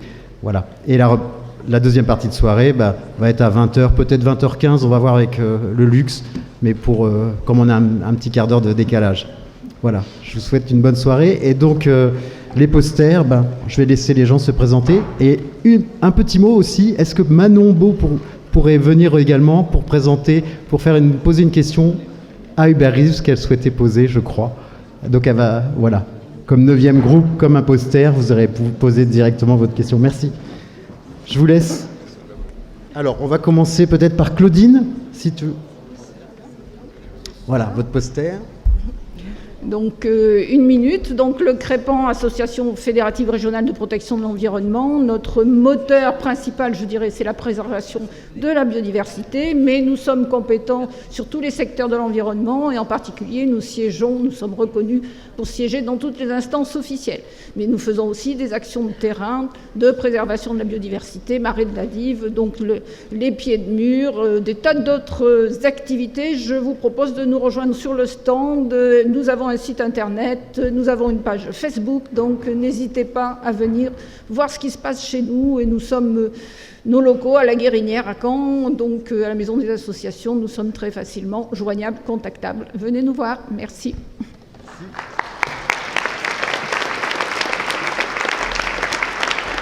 Sylvain. Donc voilà, je vous présente la charte qui a été réalisée par l'association Caen au pied du mur. Donc c'est une charte qui a été coécrite par les membres de l'association et illustrée par Amélie Pack de Véréo. Et donc cette charte s'appelle, je vous la laisse découvrir dans l'amphi, dans le hall, dans Aula Magna. Elle a pour titre « Au pied du mur, je renature ». Donc voilà, vous allez lire et puis vous pouvez même l'acheter si vous voulez.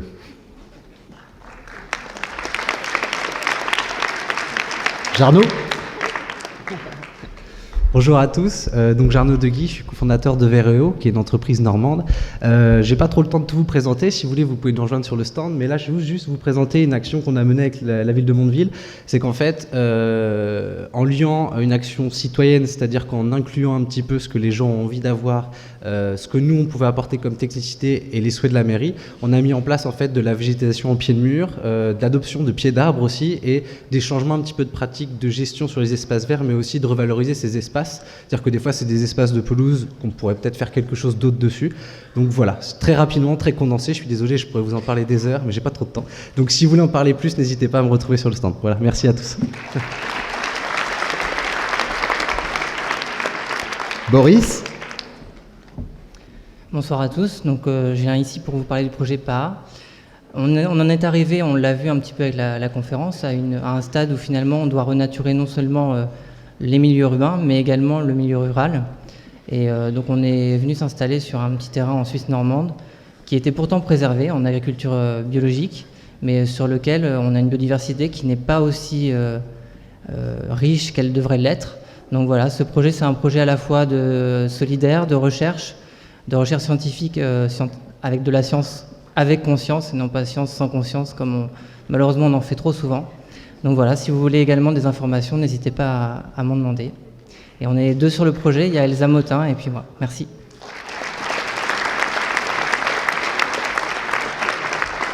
Lorraine, voilà. Donc bonsoir à tous, moi je vais vous présenter le projet de la licence professionnelle restauration écologique et développement durable. Donc notre projet est de la renaturation sur les espaces verts de l'IUT. Et en fait, nous avons mis en place 2 phases, la phase verger et la phase friche. Donc nous avons déjà pu commencer les plantations sur la phase verger pour vraiment mettre en pratique ce que nous pouvons voir en cours.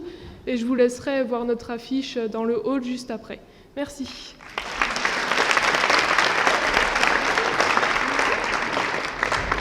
Alors bonsoir à toutes et à tous. Donc, nous sommes des étudiants en 2e année à l'UT en option environnement et nous travaillons actuellement sur la mise en place d'un panier de fruits et légumes issus d'une agriculture locale, donc qu'elle soit raisonnée ou biologique dans notre UT.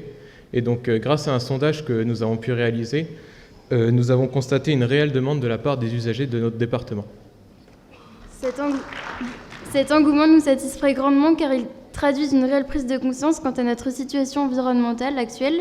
En effet, il est nécessaire de changer nos habitudes de consommation et la mise en place d'un projet de ce type favoriserait la consommation de produits locaux de qualité et non importés, et ce, à un prix accessible à tous. La mise en place d'un circuit court sur le campus 2 permettrait de réduire à notre échelle les émissions de gaz à effet de serre liées au transport des fruits et légumes. Nous serons disponibles dans le hall pour vous présenter notre affiche, les résultats de nos études et de répondre à d'éventuelles questions, ainsi que d'échanger avec vous si vous aviez, pour que vous nous fassiez part de vos expériences. Merci.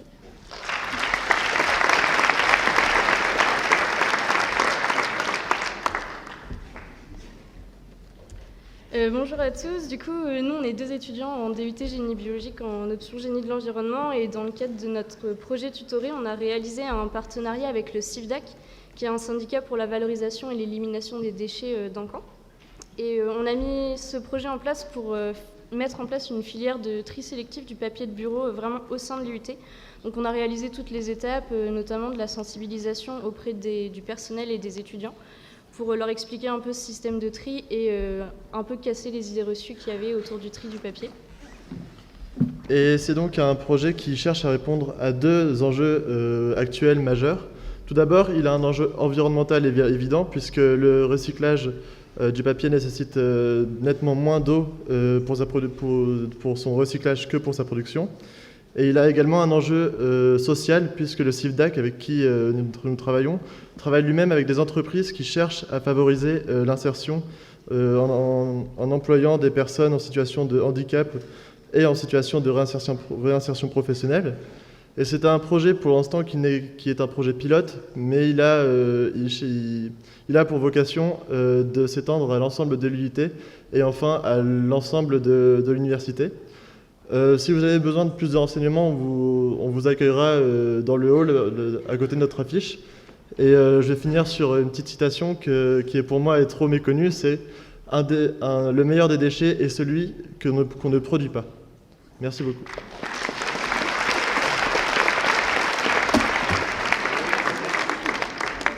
Et Isabelle, mais ce n'est pas la bonne image, ça c'est l'image du bilan carbone que je vais laisser les étudiants présenter aussi sur les stands éventuellement parce que je ne serai pas là. Alors Isabelle est devenue Franck-Marie, donc c'est pour vous présenter le travail qui est fait au sein du collège Cassler de Merville-Franceville. Il faut savoir que ce collège, à l'instar de 95 autres établissements de l'Académie de Caen, est dans une démarche d'école développement durable. Sachant que cette labellisation est donnée par le rectorat de Caen et les 3 départements donc, de l'Académie de Caen. Au niveau de notre établissement, nous essayons évidemment au quotidien, auprès de nos enfants, d'inculquer ce qu'il faut. Nous parlions d'espoir tout à l'heure et je pense que c'est justement avec la jeunesse que nous pouvons au mieux arriver à ce que notre planète devienne en tout cas plus vivable qu'elle ne l'est actuellement. Au niveau des grands axes sur lesquels nous travaillons, bien sûr, il y a une renaturation de notre école. Il y a également une renaturation des extérieurs en collaboration avec le conseil départemental du Calvados et avec la mairie de Merville-Franceville. Sinon, nous travaillons sur la préservation des ressources naturelles au quotidien au sein de notre établissement, sur l'épanouissement humain, sur la cohésion sociale et la solidarité. Nous travaillons également sur la lutte contre le changement climatique et la protection de l'atmosphère, sur la préservation de la biodiversité dont on a beaucoup parlé ce soir, et également sur la gouvernance participative. Merci de votre attention, très bonne soirée.